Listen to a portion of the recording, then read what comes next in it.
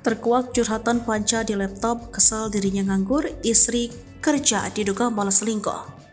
Pihak kepolisian menemukan curhatan Panca dan Mansyah di laptop diduga jadi pemicu dirinya menghabisi keempat anaknya. Dalam curhatan tersebut, Panca dan Mansyah rupanya kecewa berat pada sang istri Devni Saputri.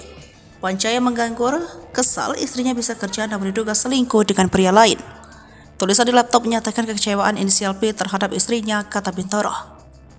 Panca dan Mansyah mengaku kecewa kepada D karena istrinya tersebut diduga telah selingkuh.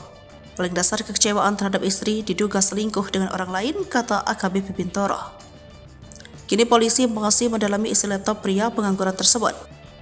Masih kami dalami dan kami periksa digital forensik terhadap laptop dan tulisan di laptop tersebut, jelas Bintoro. Lalu Wakasat Reskrim Polres Jakarta Selatan, Kompol Hendriko Siosi menambahkan Panca dan Mansyah memang kecewa terhadap istrinya.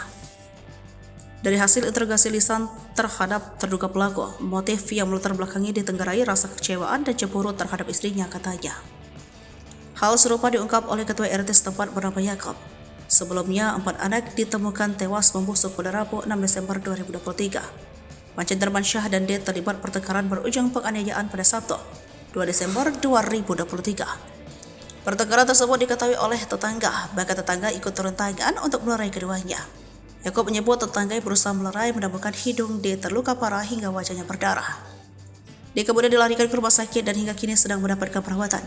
Yakob lantas melanjutkan cekcok suami istri itu bukan hanya sekali terjadi. Pertengkaran tersebut merupakan kali kedua yang diketahui oleh lingkungan sekitar. Kepada Yakob, Panca mengaku bertengkar dengan D karena ada pria idaman lain.